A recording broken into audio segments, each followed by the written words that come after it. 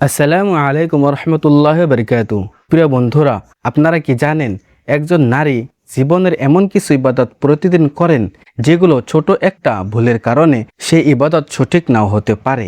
আর সবচেয়ে অবাক করার বিষয় হলো অনেক নারী এসব বিষয় নিয়ে প্রশ্ন করতে লজ্জা পান, ফলে বছরের পর বছর ভুলভাবে আমল করে যান। আজকের ভিডিওটা তাই প্রতিটি মুসলিম বোনের জন্য অত্যন্ত গুরুত্বপূর্ণ, কারণ আজ আমরা জানব নারীদের জন্য 5টি এমন গুরুত্বপূর্ণ মাসাইল যেগুলো প্রত্যেক মুসলিম নারীর জন্য জানা অনেক বেশি দরকার। তাই ভিডিওটা শেষ পর্যন্ত দেখুন।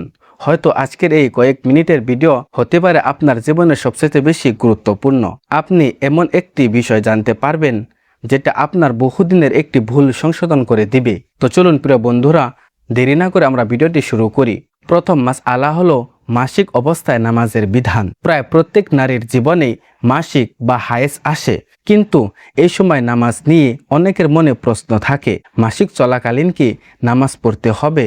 উত্তর হলো হায়েজ বা মাসিক অবস্থায় নারীর জন্য নামাজ পড়তে হবে না এবং পরে সে নামাজের কাজাও করতে হবে না। এটা আল্লাহর পক্ষ থেকে নারীর জন্য একটি রেহাই। এই সময় নামাজ না পড়ার কারণে একজন নারী গুনাহগার হবেন না, বরং আল্লাহ যে বিধান দিয়েছেন সেটাই মেনে চলা ইবাদতের একটি অংশ।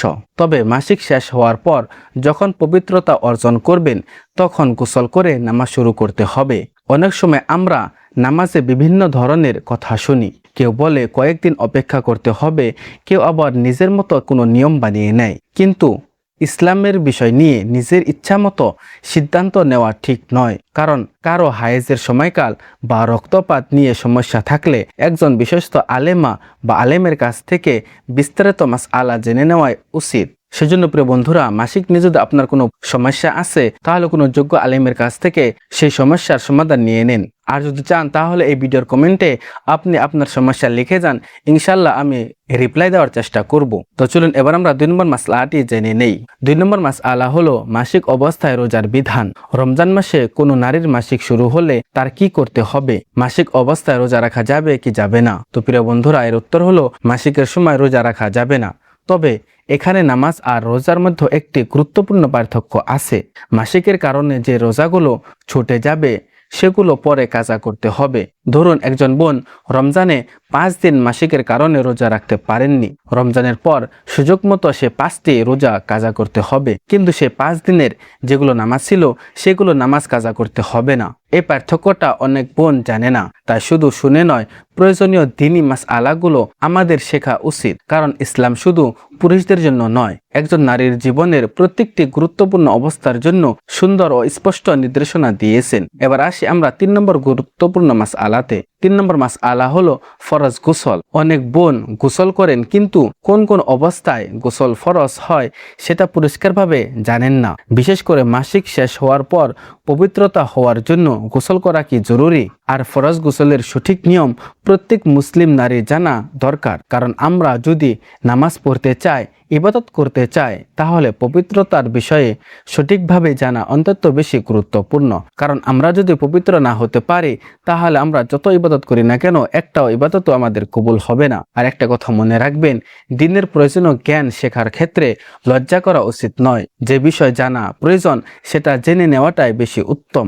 কোনো বিষয় বুঝতে না পারলে একজন বিশ্বস্ত আলেম বা আলেমকে জিজ্ঞাসা করুন, কারণ ভুলের মধ্যে থাকার চেয়ে প্রশ্ন করে সঠিক জেনে নেওয়া অনেক ভালো। সেজন্য প্রিয় বন্ধুরা, আমি আপনাদেরকে আবারও বলতেছি, যদি আপনাদের কোনো সমস্যা আছে, কোনো মাসআলা জানার দরকার আছে, তাহলে এই ভিডিওর কমেন্টে আপনি লিখে যান, ইনশাল্লাহ পরের ভিডিওতে আপনার প্রশ্নের উত্তর দেওয়া হবে। তো চলুন এবার আমরা আসি 4 নম্বর গুরুত্বপূর্ণ মাসআলাতে, স্বামীর সঙ্গে সম্পর্ক এবং নারীর অধিকার। ইসলামে বিয়ের পর একজন নারী শুধু দায়িত্বশীল নন, তার অধিকারও রয়েছে। অনেক সময় সমাজে এমন একটা ধারণা তৈরি করা হয় যে বিয়ের পর স্ত্রীকে শুধু স্বামীর কথাই শুনতে হবে, কিন্তু ইসলাম স্বামী স্ত্রী দুজনকে একে অপরের প্রতি দায়িত্বশীল করেছেন। স্বামীর উপর স্ত্রীর ভরণ পোষণ, সম্মান, নিরাপত্তা এবং তার সঙ্গে সুন্দর আচরণের দায়িত্ব রয়েছে। আর স্ত্রীরও স্বামীর প্রতি দায়িত্ব রয়েছে, অর্থাৎ ইসলাম একটি সুন্দর ভারসাম্য তৈরি করেছে। কোরআনে আল্লাহ তাআলা বলেছেন, তোমরা তাদের সঙ্গে সুন্দরভাবে জীবনযাপন করো। তাই একজন স্বামী যেমন স্ত্রীর প্রতি ভালো আচরণ করবেন, তেমনি একজন স্ত্রীও স্বামীর প্রতি ভালো আচরণ করবেন। দাম্পত্য জীবনে প্রতিযোগিতার জায়গা নয়, এটা হলো ভালোবাসা, দায়িত্ব, ক্ষমা এবং সহযোগিতার সম্পর্ক। একজন মুসলিম নারীর নিজের অধিকার এবং নিজের দায়িত্ব দুটোই জানা প্রয়োজন। তো প্রিয় বন্ধুরা, এবার আমরা আসি লাস্টের 5 নম্বর গুরুত্বপূর্ণ মাসআলাতে। 5 নম্বর মাসআলা হলো পর্দা ও শালীনতা।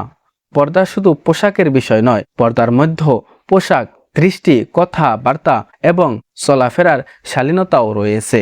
একজন মুসলিম নারী যখন বাইরে বের হন তখন তার পোশাক এবং শরীয়তের নির্দেশনা মেনে চলা অত্যন্ত বেশি গুরুত্বপূর্ণ। তবে একটা বিষয় আমাদের বুঝতে হবে, পর্দা মানে এই নয় যে একজন নারী সমাজ থেকে সম্পূর্ণ বিচ্ছিন্ন হয়ে যাবেন। ইসলামের ইতিহাসে এমন অনেক সম্মানিত নারী ছিলেন যারা জ্ঞান অর্জন করেছেন, মানুষকে শিক্ষা দিয়েছেন এবং সমাজের গুরুত্বপূর্ণ ভূমিকা পালন করেছেন। তবে সবকিছুর মধ্যেই ছিল আল্লাহর সীমারেখা এবং শালীনতা। তাই একজন মুসলিম নারীর সৌন্দর্য শুধু তার পোশাকে নয়, তার সৌন্দর্য তার লজ্জাশীলতায়, কথাবার্তায় এবং আল্লাহ ভীতিতে। প্রিয় বোনেরা, আজ আমরা মাত্র 5টি গুরুত্বপূর্ণ মাসআলা নিয়ে কথা বললাম, কিন্তু সত্যি কথা বলতে একজন মুসলিম নারীর জীবনে শেখার মতো বিষয়ের চেয়ে অনেক বেশি হায়েস, নেফাজ, গোসল, নামাজ, রোজা, পর্দা, বিবাহিত জীবনের অধিকার, প্রতিটি বিষয়ে সঠিক জ্ঞান থাকা প্রয়োজন। আমরা অনেক সময় দুনিয়ার ছোট ছোট বিষয় শেখার জন্য ঘন্টার পর ঘন্টা সময় দেই, কিন্তু যে জ্ঞান আমাদের আল্লাহর আরো কাছে নিয়ে যাবে সেই জ্ঞান শেখার জন্য আমরা কতটুকু সময় দিচ্ছি? একবার নিজেকে প্রশ্ন করুন, আমি কি আমার প্রয়োজনীয় দ্বীনি মাসআলাগুলো জানি? যদি উত্তর হয় না, তাহলে আজ থেকে শেখা শুরু করুন। আর কোনো মাসআলা নিয়ে সন্দেহ থাকলে নিজের মতো সিদ্ধান্ত নেবেন না, বিশেষত আলেম বা আলেমার কাছ থেকে বিস্তারিত জেনে নিন, কারণ দিনের ব্যাপারে আন্দাজে চলা উচিত নয়। আর এই ভিডিওটি যদি আপনাদের কাছে উপকারী মনে হয় তাহলে এমন একজন বোনের কাছে শেয়ার করুন যিনি হয়তো এই বিষয়গুলো জানেন না। আল্লাহ আমাদের সবাইকে সঠিক দ্বীনি জ্ঞান অর্জন করার এবং সে অনুযায়ী আমল করার তৌফিক দান করুন। আমিন। আসসালামু আলাইকুম।